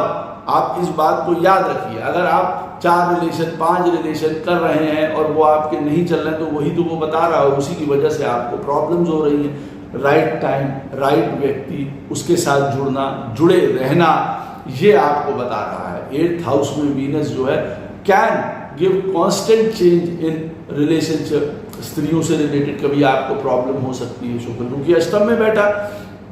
मैंने आपको बताया था चंद्रमा और शुक्र ये दोनों जो है स्त्री कारक ग्रह हैं। अब अष्टम में बैठा है तो हमको स्त्रियों से रिलेटेड प्रॉब्लम हो रही है, हमको उनसे रिलेटेड सैक्रिफाइस करना पड़ेगा। मैरिज में हमको कई प्रकार के सैक्रिफाइस करने पड़ सकते हैं अपने जीवन में। हो सकता है हमारी मैरिज लेट हो, मैरिज नहीं हो रही है, ये वाली प्रॉब्लम भी यहाँ पे देखिए आ सकती है अगर शुक्र अष्टम में बैठा हुआ है। शुक्र देखिए रिप्रेजेंट करता है काल पुरुष की कुंडली में 2nd हाउस को, 7th हाउस को। और शुक्र वैसे भी desire of love, desire of, कहते हैं ना कि हमको हमारी डिजायर जो होती हैं, इच्छाएं होती हैं, वो इच्छाएं कोई भी होती हैं, वो हमारी इच्छाओं की पूर्ति करने वाला प्लैनेट है। आनंद का, सुख का, जिसको कहा जाए ना, प्रमोद का, इन सब चीजों का प्लैनेट है शुक्र। अब अगर वो 8th में बैठा होगा तो हम ये जानते हैं कि कई बार हमको अपनी डिजायर्स जो है वो पीछे हटानी पड़ेंगी, सैक्रिफाइस करना पड़ेगा हमको। शायद हमारी माता जी ऐसी थी, हमारी बहनें ऐसी थी, वो खराब निकली, हमको एक कदम पीछे हटा लेना पड़ेगा वहां से, हमको यहाँ पे सैक्रिफाइस करना पड़ेगा। देखिए ये बात को रिप्रेजेंट करता है। परिवार के लिए हमको कई प्रकार के सैक्रिफाइस यहाँ पे करने पड़ सकते हैं, इस बात को ध्यान रखिएगा। खाने पीने में हमको अपने भोग में, इन सारी चीज़ों में बहुत ज़्यादा सैक्रिफाइस करने पड़ सकते हैं, इस बात को ध्यान रखिएगा। जीवन में लोगों के साथ रिलेशनशिप बनाए रखने के लिए, पार्टनरशिप, इंगेजमेंट, शादी, एक जिसको कहा जाए ना, एक यूनिटी बनाए रखने के लिए हमको कई प्रकार के समझौते या सैक्रिफाइस करने पड़ सकते हैं। तब ये शुक्र 8th हाउस में बैठ के आपको उस प्रकार से फल नहीं देगा जो कि कष्ट पूर्ण हो सकता है। उसके बावजूद भी कई लोगों के लिए अगर शुक्र 8th में बैठा है और अगर वो कहेंगे कि नहीं देखिए हमने तो अपने माता से, पिता से, बहन से या रिलेशनशिप में बहुत अच्छी तरीके से हमने काम किया, लेकिन फिर भी हमारा रिलेशनशिप टूट गया, खराब हो गया, नहीं चल पाया वो वाली चीज में। देखिए 8th हाउस में बैठा हुआ प्लैनेट प्रारब्ध के हिसाब से आपको डीप पेन देने के लिए बैठा ही हुआ है। यही मैं आपको बता रहा हूं, यहाँ पे जो कर रहे हैं और उसके बावजूद उनके जीवन में ये हो रहा है, वो उनका प्रारब्ध है, उनको वो चीज तो उठानी है। लेकिन जिनके चार्ट में बैठा हुआ है और वो इनसे बचा सकते हैं, रोक सकते हैं, खुद अगर जो गलतियां कर रहे हैं उन चीजों को रोक के आप अपने आप को मूलभूत तरीके से अपने जीवन में बहुत बदलाव कर सकते हैं। अब शुक्र 8th हाउस में बैठा हुआ है, मान लीजिए आपने अपना शुक्र रिप्रेजेंट करता है एक्चुअली में काल पुरुष की कुंडली में हमारे 2nd हाउस को, हमारे रिसोर्सेज को, सोर्सेज को रिप्रेजेंट करता है। आपने सारा कुछ उठा के बर्बाद कर दिया अपना जीवन में, तो अब आप ये समझ लीजिए कि वहां पे आपकी लाइफ में गड़बड़ी होनी ही होनी है। तो यहाँ पे आप ये समझ लीजिए जो भी आपकी सेविंग्स हैं, आपके जो रिसोर्सेज हैं जीवन में, जहाँ से आपको फायदा हो रहा है, उनके लिए आपको सदैव तत्पर रहना है, सदैव उनके लिए आपको सैक्रिफाइस करते रहना है अपने जीवन में। उन हमेशा आपको खड़े रहना है, चाहे वो आपके भाई हो, बंधु हो, आपके सिस्टर इन लॉ हो, आपके ब्रदर इन लॉ हो, वो कोई भी हो सकता है। जो आपके लिए खड़ा है आपको उसके लिए हमेशा तुरंत खड़े रहना पड़ेगा, ये बात आप याद रखिए। और जहां तक रह गई मूलभूत के शुक्र जो है वो एक ब्यूटी का या प्रेम का, इस चीज से रिप्रेजेंट करता है। अब आप ये कहें कि मैं बहुत सुंदर हूं और मैं बहुत ब्यूटीफुल हूं और मैं मुझको जो चीज अपने हिसाब से मिलनी चाहिए, शादी के रूप में कह रहा हूँ या मैरिज के रूप में कह रहा हूँ, वो मुझे नहीं मिल पा रही है, या उस चीज की वजह से आपको प्रॉब्लम हो रही है, तो देखिए आपको उन सारी चीजों में भी अपने आप को सैक्रिफाइस करना पड़ेगा। मे बी आपको इस प्रकार का लाइफ पार्टनर मिले जो कि आपको पसंद ना हो, लेकिन आपको उस चीज को बहुत विलिंगली लेना पड़ेगा। यहाँ पे मैं ये कहने की आपको बात कर रहा हूँ, ये कह रहा हूँ आपको इस चीज की बात देखिए, क्योंकि वीनस जो है वो ब्यूटी को रिप्रेजेंट करता है। अब वीनस रिप्रेजेंट करता है देखिए मीठे को, हर एक चीज के वो मीठे को रिप्रेजेंट करता है। अब 8th हाउस में अगर वीनस बैठा हुआ है, हम बहुत ज़्यादा मिठोरे हैं, बहुत मीठा खाते हैं, तो आप समझ सकते हैं हम अपने जीवन में प्रॉब्लम ला सकते हैं। हमको उन चीज़ों से बच के रहना है। वीनस जो है वो सेक्सुअल इंटीमेसी का कारक भी है, 8th हाउस भी उसी चीज़ों का है। 8th हाउस इनफैक्ट छुपी हुई चीज़ों का भी है। हमको हमेशा उन चीज़ों से बच के रहना है कि हम कभी उस लस्ट में, कभी उस गंदगी में ना पड़ें, नहीं तो हमारा अपना व्यक्तित्व या हमारा नाम खराब होगा। हमको उससे बच के रहना है। शुक्र हमको ये बताता है। अब यहाँ पे 8th हाउस में मान लीजिए आपके चार्ट में बैठे हुए हैं शनि महाराज। अब शनि महाराज बैठे हुए हैं। शनि वैसे भी हम सबके लिए कर्म के कारक हैं। हम जो काम कर रहे हैं उससे रिलेटेड वो शनि। अब किसी के पत्रिका में शनि 8th में बैठे और वो ये कह रहा है अपनी लाइफ में, पहली बात हाँ कि 8th हाउस में अगर शनि बैठेगा तो आप ये याद रखिए आपको स्क्रैच से उठ के ऊंचे तक जाना पड़ेगा। ये आपके जीवन में चेंज हो सकता है कि आप ये कहें कि मैंने शुरुआत से शुरू करी और बहुत लंबे तक मैं चलता चला गया और फिर भी मुझे ये नहीं लगा कि मुझको कभी जीवन में आसानी, सरलता या अच्छा समय मेरा आया है। ये आपका प्रारब्ध है। 8th में सैटर्न बैठा है, वो उसी प्रकार से आपको कह रहा है काम करने के लिए। ये चेंज आपको हमेशा अपने मस्तिष्क में या दिमाग में रखना पड़ेगा। पहली बात, you have to keep on working no matter आपको क्या मिल रहा है क्या नहीं मिल रहा। क्योंकि मैं हमेशा यहाँ पे ये कहता हूँ 8th हाउस में जब शनि बैठे होते हैं तो कर्म करो और फल की चिंता मत करो। यहाँ पे आप करते रहिए। काम में प्रॉब्लम्स आएंगी, कठिनाई आएंगी, ऑब्स्टिकल्स आएंगे, कई बार आपके कामों में बदलाव आएगा, कई बार ऐसी सिचुएशन आ जाएंगी जहाँ पे आप स्वयं काम कर ना पाए। आप इंजीनियर हैं, फलाने हैं, लेकिन हो सकता है 8th हाउस में बैठा हुआ शनि आपको क्रॉनिक बीमारी दे दे, कष्ट दे दे, परेशानी दे दे, इवेंचुअली किसी भी प्रकार का प्रॉब्लम आपके जीवन में आ गया। अब उसकी वजह से हमारा काम सफर कर गया, उसकी वजह से हम आगे नहीं बढ़ पाए। ये वाले चेंजेस आपको करने पड़ेंगे। दूसरी बात, सैक्रिफाइस यहाँ पे क्या करना है। देखिए, काम को लेके हर एक चीज का सैक्रिफाइस आपको करना पड़ेगा। काम प्रायोरिटी है। हमको पानी में काम मिल रहा है, आग में काम मिल रहा है, हमको इंग्लैंड में काम मिल रहा है, हमको बिहार में काम मिल रहा है, हमको लखनऊ में काम मिल रहा है, इससे कोई मतलब नहीं। काम कहीं भी मिले, कोई सा मिले, कौन सा मिले, करते रहना है। ये सैक्रिफाइस है। उसके बाद आप ये कहें कि मैं काम तो करता रहता हूँ, मुझको एप्रिसिएशन नहीं है, मैं काम तो करता रहता हूँ लेकिन मैं हमेशा ये सोचता हूँ कि मैं कहीं पहुँचूंगा भी, मैं मजदूर हूँ, मैं वर्कर हूँ, मैं सर्वेंट हूँ, मैं जीवन में उसी हिसाब से चलता रहता हूँ। सैटर्न 8th हाउस में बैठा हुआ, यही सैक्रिफाइस है। You have to do that. क्योंकि अष्टम में अगर सैटर्न बैठा है तो वो आपको ये बता रहा है कि जीवन में आपका काम एक तो बदलता रहेगा। मैं ये नहीं कह रहा हूँ कि आपको हमेशा कोई छोटा काम करना है या कठिनाई आएगी या परेशानी आएगी। कई सिचुएशन ऐसी हैं। सैटर्न जब 8th में बैठा होता है तो ऐसा आदमी छोटे से ऊपर तक बड़ा एम्पायर बना के ले जाता है, विदेश चला जाता है, बाहर चला जाता है, उन चीज़ों से रिलेटेड वो बहुत अच्छा काम करता है। मैं यहाँ पे ये नहीं बता रहा हूँ, लेकिन मैं आपको ये बता रहा हूँ कि काम के लिए काम प्रायोरिटी है, काम इम्पॉर्टेंट है, काम हर एक चीज़। और आप ये कहें लोग अच्छे नहीं मिल रहे, मेरे अधिकारी अच्छे नहीं, कुलीग्स अच्छे नहीं हैं, वो मेरे पीठ पीछे जो है मुझे बैक बाइटिंग करते हैं, सारी चीज़ें हैं, मेरा ऑफिस का जो सिनेरियो है दैट इज़ नॉट गुड। एक मुझे ऑफिस में हमेशा एक घुटन होती है, दबाव महसूस होता है, मैं काम का हमेशा प्रेशर में रहता हूँ। यही सैक्रिफाइस है, यही करना था आपको। क्योंकि सैटर्न 8th में बैठा है, वो प्रेशर से ही आपको काम देगा ना। वो तो ये कह ही रहा है कि अब मैं आपको एक बात बताऊं सिनेरियो, सैटर्न 8th हाउस में बैठा हुआ है, हम माइनिंग में काम कर रहे हैं और नीचे 20 फीट नीचे और 40 फीट नीचे जो है धरती के हम काम कर रहे हैं। ऐसा वर्कर, उनका 8th हाउस में शनि बैठा हुआ है, वो काम करके आए, उनसे आपने पूछा भाई हाँ काम कैसा रहा, क्या कहें ठीक है, इट वॉज नॉर्मल, जैसे रोज होता है वैसे हम करके अपना चले आए, ठीक है। उनको देखिए 8th हाउस के शनि का नहीं पता चल रहा, वजह क्योंकि वो 8th हाउस के शनि को जी रहे हैं।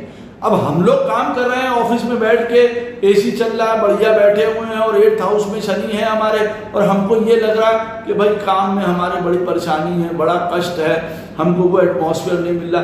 तो देखिए आप पहले उस जगह पे बैठे हुए हैं जो कि उस व्यक्ति से बहुत अच्छी है, उसके बाद भी आप काम को लेके अपने किसी भी प्रकार का कोई काम है, करियर है, इन चीज़ों से रिलेटेड आप कोई कंप्लेंट नहीं कर सकते।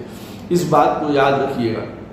यहाँ पे भी शनि आपके 8th हाउस में बैठा हुआ है और आप ये कहें कि हमको 8th हाउस में बैठा हुआ शनि जो है एक फ्यूचर नहीं हमको देखने को मिल रहा है। वो आपसे ये कह रहा है कि जो सिचुएशन आपको मिली हुई है इस समय, टुडे, वर्क फॉर दैट, उसके लिए आप काम करिए और उसके लिए धीरे धीरे काम करते रहिए। आपको बदलाव करने पड़े करते रहिए। आपको 4 सीटों का काम करना पड़े, आप ये कहें मैं 50 लोगों का काम कर रहा हूं, वो चला गया, सारा काम मेरे ऊपर डाल दिया गया। अरे 8th हाउस में सैटर्न लेके आप पैदा हुए हैं ना, वहां पे बैठा है, तो ये सैक्रिफाइस तो आपको अपने जीवन में करना ही पड़ेगा। या आप ये कहें मैं काम करता रहा, दुनिया मौज करती रही, परिवार मौज करता रहा, इसलिए भी आप आए। 8th हाउस में जब आप खटेंगे, जब आप उसमें लगेंगे और दुनिया मौज करेगी, आप उसी लिए आए हैं, कई लोगों के ऋण चुकाने, कई लोगों का भरण पोषण करने, आप अपने आप को गला के करके, तो आप इस चीज के लिए कभी कंप्लेंट मत करिए। 8th हाउस में सैटर्न अगर आपका बैठा हुआ है, पैसे के मामले में भी देखिए सैटर्न काल पर उसकी कुंडली में 11th हाउस का भी लॉर्ड है, वो 8th में आपको बैठा होगा आपके चार्ट में। आपको कभी ये भी लग सकता है जीवन में कि भाई मुझको उतना पैसा, उतना धन, ये सारी चीजें लाइफ में नहीं प्राप्त हो पा रहे, लेकिन ये कांस्टेंट चेंज वाली बात है। आज होगी, कल नहीं हो सकती है, और कल बहुत ज्यादा हो सकती है। सैटर्न के मूड को जो मैंने आपको बताया ना, समझ के अगर आप काम कर रहे हैं, उस हिसाब से आप देखेंगे कि आपको भगवान की कृपा से जीवन में बहुत आगे बढ़ते चले जाएंगे। सैटर्न देखिए रिप्रेजेंट करता है सारे बियाबान जगहों को, कोल्ड जगहों को, अलग आइसोलेटेड जगहों को। हो सकता है आपको सैक्रिफाइस करना पड़े, आपको इन जगहों में जाके अकेले रह के काम करना पड़े, तब आपके जीवन में उत्कृष्टता आए, तब आपका जीवन आगे बढ़े। आपको इस चीज को समझना पड़ेगा। 8th हाउस का सैटर्न आपको ये नहीं बता रहा है फॉर मेनी पीपल। हो सकता है 100 में और कोई प्लैनेटरी पोजीशंस हो उनके चार्ट में, जहां 4 लोग 8th हाउस में सैटर्न बैठा हुआ है और वो मजे से अपना घर में बैठ के पैसा कमा रहे हैं, लेकिन बाकी के आप समझ लीजिए 96 लोग जो हैं 100 में से, उनको स्ट्रगल करना पड़ेगा।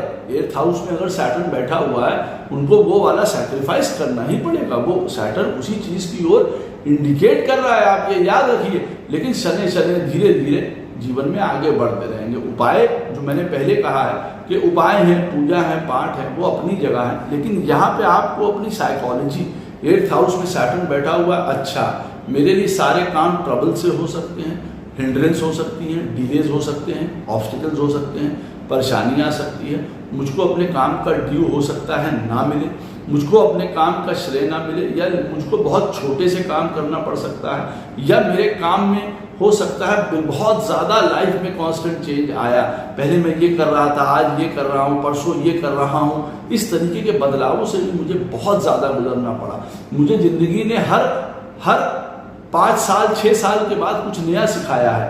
हो सकता है सैटर्न आपको ये रिप्रेजेंट कर रहा हो यहाँ पे, उस चीज को अपने अंदर इम्बाइब करना, अपने उस सेक्रीफाइस के लिए तैयार रहना।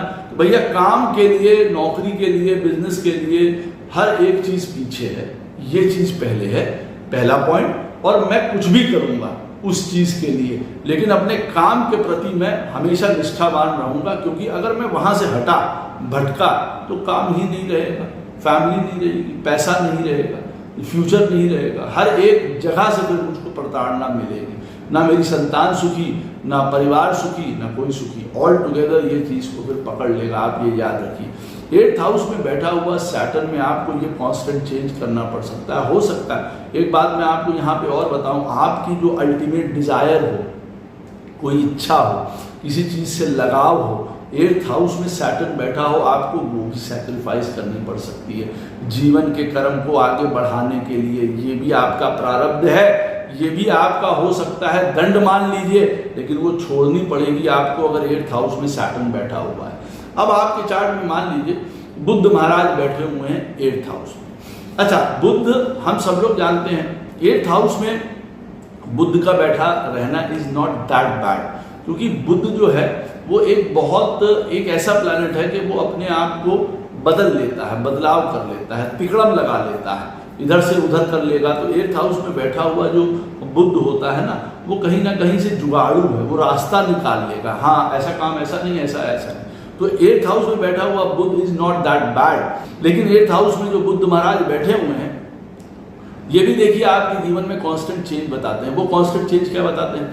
बुद्ध बताएगा कि जीवन में, आपके जीवन में जो स्किल सेट है आपका जो सीखने का है, नॉलेज का है, ये सारी चीज़ें बहुत बदलती रहेंगी जीवन में, आप देखेंगे बदल रही हैं, ऐड ऑन होती चली जा रही हैं। आप कल ये पढ़ते थे, आज वो पढ़ रहे हैं, कल वो पढ़ रहे हैं, ये पढ़ रहे हैं। और 8th हाउस में बैठा हुआ बुध कई बार कई लोगों गलत साहित्य की तरफ भी ले जाता है। भाई पढ़ना लिखना, 8th हाउस जो है वो एक ऐसा हाउस है जो that is related to lust and all the kind of sexual matters.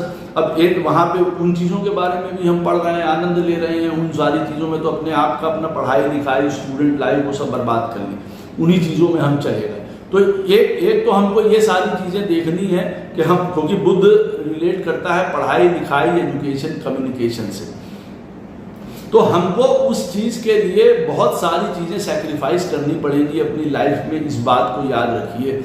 नहीं तो 8th हाउस में बैठा हुआ बुध जो है पढ़ाई लिखाई, ज्ञान, ये सारी चीज़ें आपकी चौपट करके रख देगा, इस बात को याद रखिए। दूसरी बात आप ये कहेंगे कि यहाँ पे बुध अगर 8th में बैठा हो तो सैक्रिफाइस क्या किया जाए। यहाँ पे देखिए कई बार सैक्रिफाइस ये होता है कि लोग आपकी बात समझ नहीं पाते हैं, लोग आपके साथ कम्युनिकेट उस लेवल पे कर नहीं पाते हैं जिस लेवल पे आप करना चाहते हैं। हो सकता है you are very deep in your talks, आप गहरे हों, गहराई ली हुई बातें हों, डीप हो, रिसर्चर हो, आपका एक माइंड सेट जो है एक फिलोसफर का हो, एक जो है वो सात्विक माइंड हो, बहुत ज़्यादा आप ओरिजिनल हो, जिसको यूँ कहा जाए। 8th house can be very original. अगर वहाँ पे मरकरी बैठा हुआ, लोग आपके साथ समझ नहीं पाते, लोग आपको बेवकूफ़ समझते हैं, लोग आपको पागल समझते हैं, लोग आपको साइकिक समझते हैं कि नहीं इस आदमी में कुछ गड़बड़ है, हम इसके साथ बात नहीं कर सकते, हम इसके साथ नहीं रह सकते। तो there can be constant trouble in communicating with people and understandings with people. लोग हमको नहीं समझ पाएंगे, हम लोगों को नहीं समझ पाएंगे, हम लोगों को जो बात समझाना चाहेंगे वो नहीं समझ पाएंगे, हमको उनकी बात समझ में नहीं आएगी। तो मरकरी क्या करता है, हमारा जो सोचने समझने की शक्ति है वो हमारी चाहे सही हो, लेकिन दुनिया उस चीज को नहीं समझ पाती है। तो हमको ये चीज सेक्रीफाइस करनी पड़ती है कि भैया अपनी सोच, अपनी बातें, अपना थॉट प्रोसेस अपने तक रखो। अदरवाइज जीवन में कई प्रकार के लोगों के साथ डिसएग्रीमेंट हो जाएंगे, अलगाव हो जाएंगे, बदलाव हो जाएंगे, चेंजेस हो जाएंगे यहाँ पे। तो मरकरी 8th हाउस में अगर आपके चार्ट में बैठा हुआ है तो आप पहली बात तो ये याद रखिए, there will be constant changes in your life regarding your भाषा। आप पहले कटु बोलते थे, आज मीठा बोलते हैं, आज ज्ञानवर्धक बोलते हैं। कहने का मतलब है, देखिए पैटर्न देखिए, हम कैसे अपने आप में इवॉल्व होते चले जा रहे हैं। Change in communication, change in study pattern also. पहले हम पढ़ाई लिखाई में जीरो थे, फिर हम ठीक ठाक हुए, फिर हमने किसी तरीके से अपने जीवन को आगे बढ़ाया और आज हम सुपर इंटेलिजेंट हैं। ये वाले चेंजेस आपको 8th हाउस के मरकरी में देखने को मिल सकते हैं। और उसका वाइस वर्सा भी हो सकता है, पहले हम पढ़ाई में बहुत डेडिकेटेड थे, हम बहुत सही थे, लेकिन धीरे धीरे हमने देखा कि हमारा माइंड काम करना बंद कर दिया, उसने इंटरेस्ट लूज कर दिया या उन चीज़ों में इंटरेस्ट चला गया जिसका हमारे जीवन में कोई मतलब नहीं है, हम उसका कोई फ़ायदा नहीं उठा पा रहे हैं। तो मरकरी 8th हाउस में आपको ये बताता है कि इन सारी चीज़ों में कांस्टेंट चेंज होगा और कहाँ सैक्रिफाइस करना पड़ेगा। बुध रिप्रेजेंट करता है हमारी बहन को, बुध रिप्रेजेंट करता है एडोलेसेंट एज को। यहाँ पे कई बार हमको कई प्रकार के सैक्रिफाइस करने पड़ते हैं बहन के साथ, हमारी उस उम्र में 14 से लेकर 16-17 साल की उम्र तक, जहाँ हम बनेंगे या बिगड़ेंगे। तो जब मरकरी 8th हाउस में बैठा हुआ होता है तो हमको ये सारे बदलाव या सैक्रिफाइस अपने अंदर करने पड़ते हैं। मरकरी देखिए रिप्रेजेंट करता है त्वरित कामों को रिप्रेजेंट करता है, चंद्रमा के जैसा ही फास्ट प्लैनेट है मरकरी भी। आज अपनी बात पे है, कल अपनी बात पे नहीं है, इस तरीके के पॉइंट भी देखने को मिलते हैं। या दो अर्थी बात करता है, दो बातें करता है, इन सारी चीज़ों को सैक्रिफाइस करना पड़ेगा। ये नहीं हम किसी के साथ कुछ, किसी के साथ कुछ, किसी के साथ कुछ नहीं, ये काम में आपको बैड नेम मिलेगा, आप ऐसा काम नहीं कर सकते। आपको अपनी बात पे तटस्थ रहना पड़ेगा। कई बार व्यक्ति अपनी बातों को ऑनर नहीं कर पाता है। 8th हाउस में मरकरी बैठा, मैं तुम्हारा साथ दूंगा, नहीं दे पाए, मैं तुम्हारे लिए ये करूंगा, नहीं कर पाए। वचन जो हमारे कम्युनिकेशन है, बात है, वो देखिए उस चीज में आपको बहुत तटस्थ रहना पड़ेगा, अपनी बात पे रहना पड़ेगा।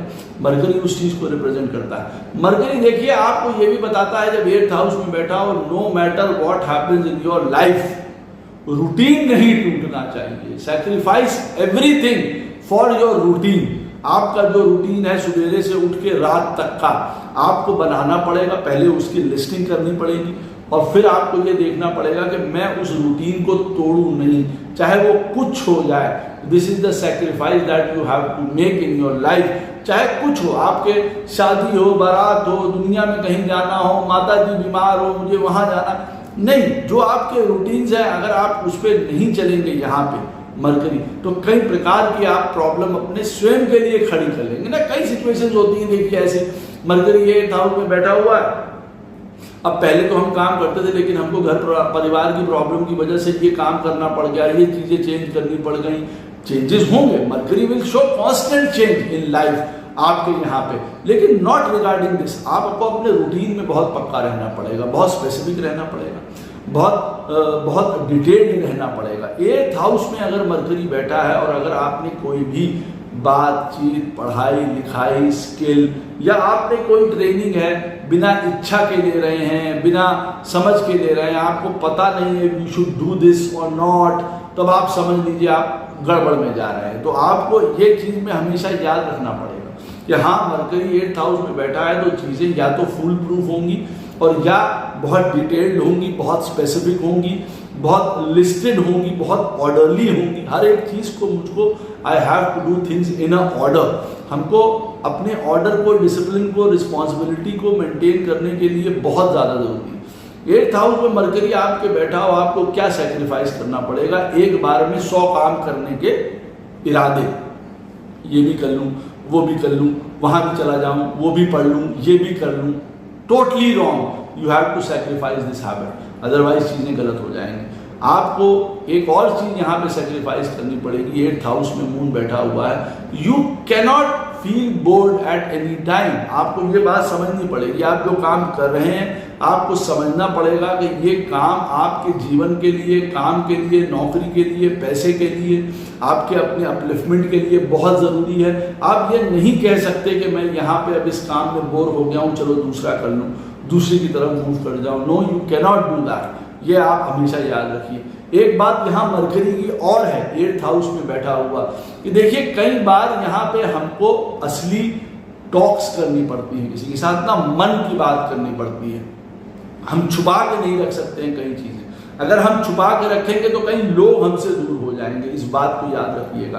तो कई बार यहाँ पे हमको अपने मन की बात किसी से कहनी पड़ती है, किसी से करनी पड़ती है। क्या हम चाहते हैं, हम क्या बोलना चाहते हैं, हम क्या कह रहे हैं, हमारे मन में क्या है, उसको हमको व्यक्त करना पड़ता है। 8th हाउस में अगर मरकरी बैठा हो, इस बात को याद रखिएगा। Communication is the main thing. मैंने आपसे कहा है, यहाँ पे आपको जो अच्छा लगे ये कहना जरूरी नहीं है, जो लोग सुनना चाहते हैं कई बार वो जरूरी हो जाता है। ये सैक्रिफाइस करना पड़ेगा। आप क्या सुनना चाहते हैं, आप क्या बोलना चाहते हैं, that is not important here. यहाँ पे मरकरी आपको वो सिखाता है बोलना कि देखिए आपके लिए, दुनिया के लिए, समाज के लिए जो करेक्ट है, जो ओके है, you have to fill in that. ऐसा नहीं है कि लोग आपके अंदर फिल करेंगे, नो। आप इस बात को हमेशा याद रखिए। अब ये याद रखिए कि अब आप जुपिटर महाराज बैठे हुए हों आपके 8th हाउस में। अच्छा, Jupiter is a very good planet, Shubh planet है। 8th हाउस में बैठ के कई प्रकार के लाभ हमको ये प्रदान करते हैं, देते हैं यहाँ पे बैठ के। लेकिन यहाँ पे कांस्टेंट चेंज 8th हाउस में बैठ के बृहस्पति क्या बताते हैं? देखिए, कांस्टेंट चेंज ये बताते हैं लाइफ में कि जो हमारा पैटर्न है समझदारी का, एक कहते हैं ना, एक बुद्ध तो इंटेलिजेंस है, पढ़ाई लिखाई करी हमको और हमने ज्ञान अर्जित कर लिया। बृहस्पति जो है वो एक्चुअल विजडम है, समझदारी है, विवेक है। आप देखेंगे जब 8th हाउस में बृहस्पति बैठा हुआ है तो ये जो समझदारी है, ये जो आपके अंदर विवेक है, एक चीजों को आकलन करने की जो क्षमता है, एक जो प्योर विजडम होता है, एक इंटेलेक्ट, वो आप देखेंगे समय समय पे बहुत बदलता रहा। कभी कुछ था, कभी कुछ था और कभी कुछ हो जाएगा। पहली बात तो इसमें कांस्टेंट चेंज देखेंगे। दूसरी बात, यहाँ कांस्टेंट चेंज होगा, आप देखेंगे आपके वेल्थ के पैटर्न। कभी आपकी वेल्थ अच्छी है और कभी आपकी वेल्थ अच्छी नहीं है। Jupiter is related to wealth, इस बात को याद रखिएगा। जुपिटर रिप्रेजेंट करता है हमारे जीवन में एक्चुअल भाग्य को। तो आप देखेंगे आपके भाग्य में बहुत ज़्यादा उतार चढ़ाव रहेंगे। जीवन में कभी भाग्य ऊंचा है और कभी नीचा है। कभी आपको लगा कि इस चीज़ में मेरा भाग्य बहुत बढ़िया हो गया, लेकिन आपको ये नहीं पता था कि जो भाग्य बढ़िया हुआ वही आपकी बर्बादी का कारण बन गया। तो जुपिटर इस प्रकार का कई बार चेंज आपको दिखाते हैं। यहाँ पे आपको सेक्रीफाइस क्या करना पड़ेगा? यहाँ पे देखिए, बृहस्पति जब 8th हाउस में बैठे होते हैं तो यहाँ पे आपको सेक्रीफाइस करना पड़ेगा बहुत मैरिज के अंदर। Jupiter for everyone actually is a blessing of marriage. स्त्रियों के लिए पुरुष का कारक होती है, स्त्रियों के लिए संतान का कारक होती है, पुरुष के लिए भी जुपिटर संतान का कारक होते हैं। जुपिटर महाराज पुरुष के लिए भी संतान को रिप्रेजेंट करते हैं, लेकिन स्त्रियों के लिए संतान और उनके हस्बैंड्स उनको रिप्रेजेंट करते हैं। अब अगर जुपिटर 8th हाउस में बैठा हुआ है, यहाँ पे आपको इस चीज़ों के लिए बहुत ज़्यादा सैक्रिफाइस करना पड़ेगा, otherwise there can be problems. ये बात ये सोच लीजिए। जुपिटर रिप्रेजेंट करता है, देखिए, ओवर एक्सपेंशन, ओवर सोच को, जिसको कहा जाए ना बड़ा मकान और फलाना जेट और इंग्लैंड और फलानी चीज़ें, ये इन चीज़ों को रिप्रेजेंट करेगा। मतलब बड़ी सोच को, बड़ा थॉट प्रोसेस को, एक ओवर एक्सपेंसिवनेस को, एक ओवर ऑप्टिमिज्म को रिप्रेजेंट करेगा। वो आपको यहाँ पे सैक्रिफाइस करनी पड़ेगी। Live the life as it is coming, ये आपको याद रखना बहुत ज़्यादा जरूरी है। ओवर कॉन्फिडेंट हो जाना, over optimism, over trust, over लोगों के अंदर विश्वास के चले गए, ये सारी चीजें आपको सैक्रिफाइस करनी पड़ेंगी, नहीं तो धड़ाम से नीचे ले जाएंगे आपको। जुपिटर 8th हाउस में बैठा हुआ है, ये बात को याद रखिएगा। 8th हाउस में जुपिटर आपके बैठा हुआ है, लोगों के अंदर आप बहुत ज्यादा टीचराई दिखा रहे हैं, ज्ञान दे रहे हैं, समझा रहे हैं, मार लगे हुए हैं कि हम जीवन में जो है लोगों को ज्ञान दे दें इतना ज्यादा कि लोग समझ जाएं। बिल्कुल ऐसा काम मत करिए लाइफ में।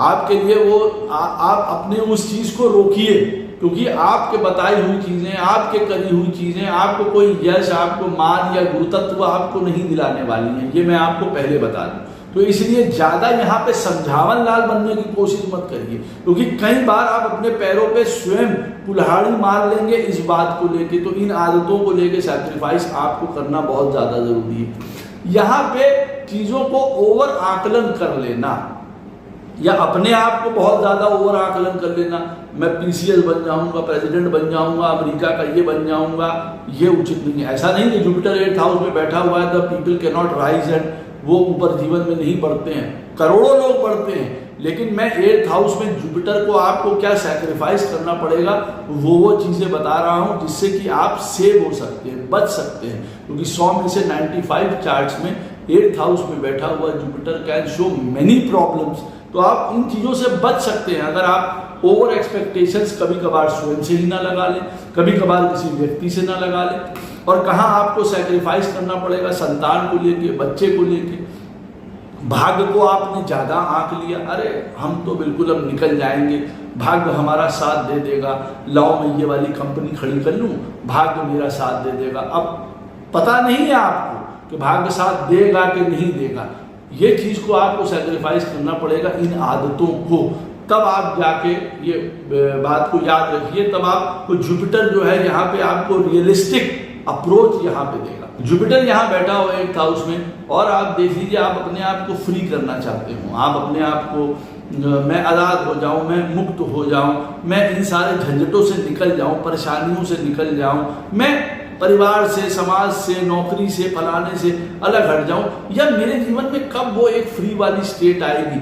नहीं आएगी। जुपिटर 8th हाउस में आपको रख के वहां पे बाउंड करना चाहता है। अब जुपिटर आपको चाहता है कि जीवन के बदलावों को, चेंजेस को, ट्रांसफॉर्मेशंस को आप उठाते हुए अपने जीवन में, अपने जीवन को साथ में चलाते रहिए। आप अपने भाग्य के निर्माता खुद बनिए। यहाँ पे वो ये बताता है, आप बच के भाग नहीं सकते हैं। यहाँ पे देयर इज, मैं मानता हूँ 8th हाउस में जुपिटर बैठा हुआ कई बार हमको बड़े कठिन से कठिन समय में देवीय, जिसको कहा जाए ना, डिवाइन ब्लेसिंग्स प्राप्त हो जाती हैं ऐसे लोगों को। 8th हाउस में जुपिटर बैठा हो, लेडीज के चार्ट में कई बार उनको अपने ससुराल से, अपने लाइफ पार्टनर से बहुत सपोर्ट, बहुत रिसोर्सेज प्राप्त हो जाते हैं, that is very good. But Jupiter स्वयं के चार्ट में 8th हाउस में बैठा हुआ हो, वो क्या सैक्रिफाइस करने को कह रहा है वो ये भी बताता है। कई बार 8th हाउस में जुपिटर बैठा हुआ हेल्थ के लिए भी बहुत चीजें बताता है, क्योंकि देखिए जुपिटर रिप्रेजेंट करता है फैट को, और 8th हाउस में बैठा हुआ जुपिटर आपको बताता है that you have to stay thin, otherwise things will go bad. Diabetes है, लिवर की प्रॉब्लम है, ओबेसिटी है, ये बहुत चीजें, क्रॉनिक प्रॉब्लम्स आपको दे सकता है 8th हाउस में बैठा हुआ जुपिटर। तो आपको हमेशा उस चीज को सैक्रिफाइस करना पड़ेगा, उस एलिमेंट को भी जहां आपको वो ज्यादा फैलाने की बात कर रहा है, इस चीज को भी ध्यान रखिएगा। जुपिटर यहाँ पे 8th हाउस में बैठा हुआ आपके सोच समझ और आपकी अभिव्यक्ति और आपके ज्ञान और आपके धर्म में भी बदलाव करता रहता है। Maybe first we are not very much into spirituality, गहराई, गूढ़ता, लेकिन जुपिटर धीरे धीरे विद कांस्टेंट आप देखेंगे वो आपको जीवन में धर्म के प्रति, रिलीजन के प्रति, स्पिरिचुअलिटी के प्रति, बिलीव्स के प्रति आपके चीजें चेंज होती रहेंगी, आप देखेंगे बदल रही हैं। कभी किसी के लिए बहुत अच्छी हो गई, और कभी कभी मैंने ये भी देखा है 8th हाउस में बैठा हुआ जुपिटर, पहले व्यक्ति बहुत धार्मिक, धर्म, पूजा पाठ और बिलीफ सिस्टम पे था, और बाद में वो बहुत ज्यादा चेंज हो जाता है यहाँ पे। तो कई बार 8th हाउस में बैठा हुआ जुपिटर आपके पूरे बिलीफ सिस्टम को, सारी चीजों को बदल के रख देता है। नीति नियम, यहाँ पे आपको, आप ये बात याद रखिए, अगर आप रूल रेगुलेशंस, नीति नियम पे नहीं चल रहे हैं और 8th हाउस में जुपिटर बैठा हुआ है, तब आप समझ लीजिए बहुत गलती होगी। तो you have to sacrifice all other things. हमको शादी करनी है, नीति नियम, पढ़ाई करनी है, नीति नियम, नौकरी करनी है, नीति नियम को हमें फॉलो करना है। यहाँ पे वो आपको यही सेक्रीफाइस करने को कह रहा है। ये नहीं है ना आपकी जो मर्जी आए आप उस हिसाब से बढ़ रहे हैं, आप उस हिसाब से कर रहे हैं।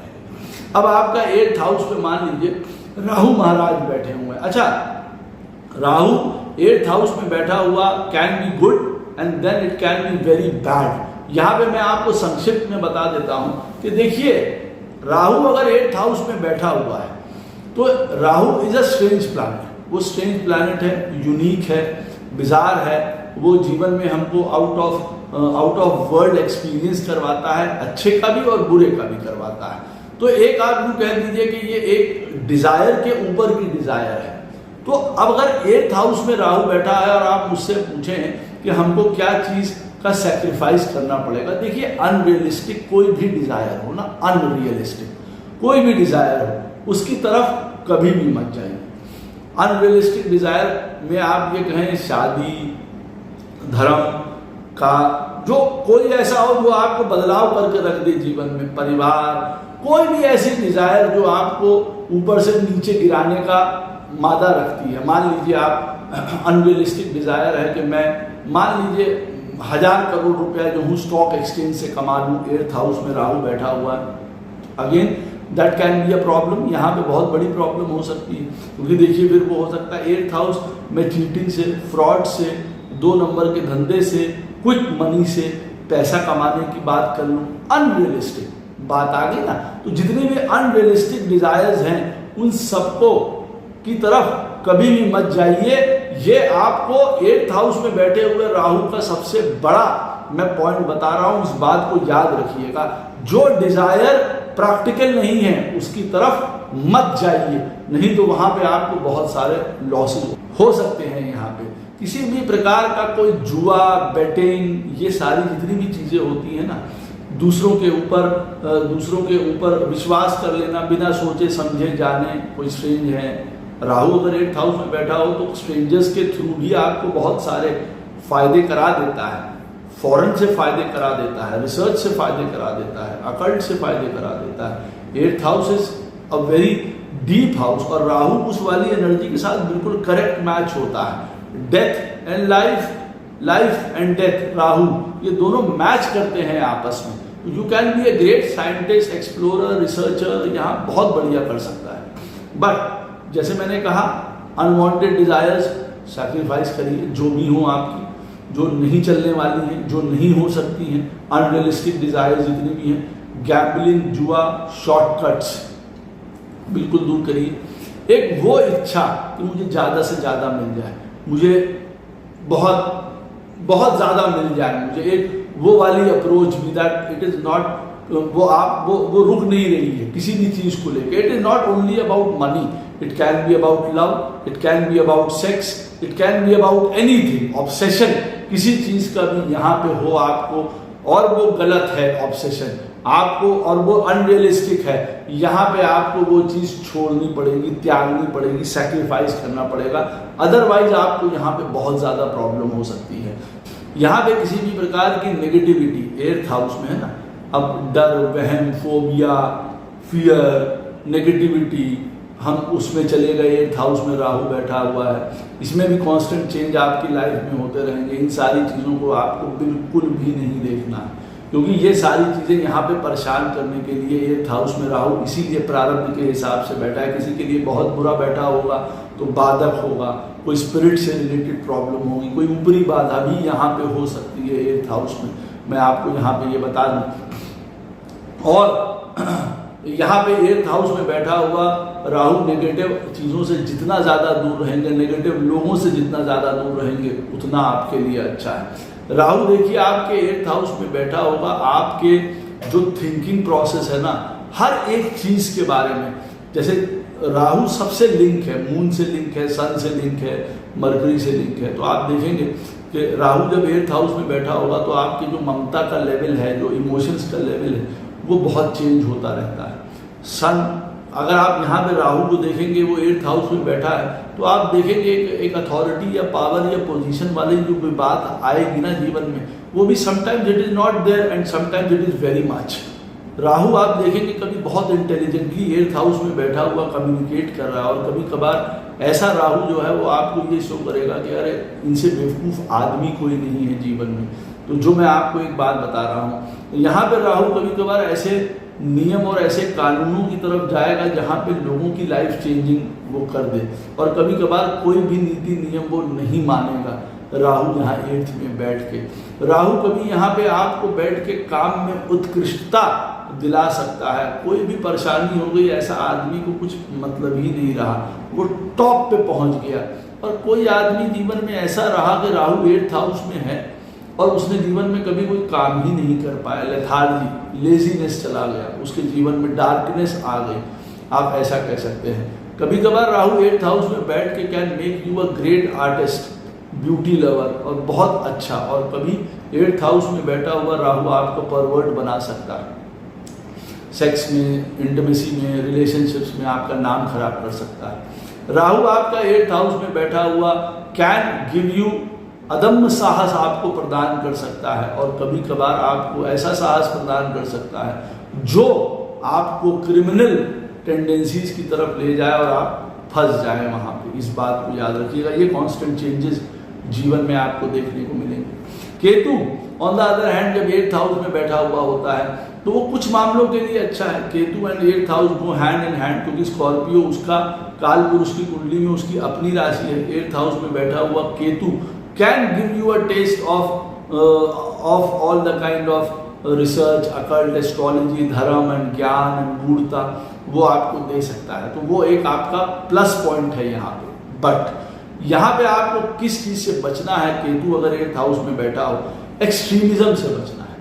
किसी भी चीज की अति से हमेशा बचिए जब केतु 8th हाउस में बैठा हो, चाहे वो अति खाने की हो, चाहे पीने की हो, चाहे भक्ति की हो, चाहे प्यार, किसी भी चीज की अति यहाँ पे आपको नहीं करनी है। कोई ऐसा पॉइंट हो आप उस चीज को अपने जीवन से त्याग दीजिए।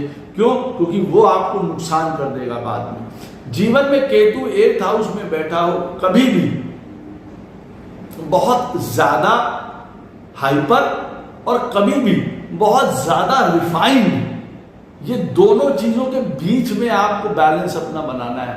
आपको बहुत इराटिक बिहेवियर अपना तुरंत उसको डिस्कार्ड कर दीजिए, छोड़ दीजिए। बहुत ज्यादा रिफाइंड, सोफिस्टिकेटेड, बहुत ज्यादा nice, never, people are going to kill you इस चीज में। तो यहाँ पे आपको मिडिल में रहना है, ना बहुत ज्यादा आपको आताताई बनना है यहाँ पे, और ना यहाँ बहुत ज्यादा दयालु या दीन बन जाना है। ये चीजों का बहुत इंपॉर्टेंट पॉइंट है जो मैं आपको बता रहा हूँ, और ये बहुत बड़ा बदलाव आपके जीवन में लेके आएंगी मूलभूत, इस बात को याद रखिएगा।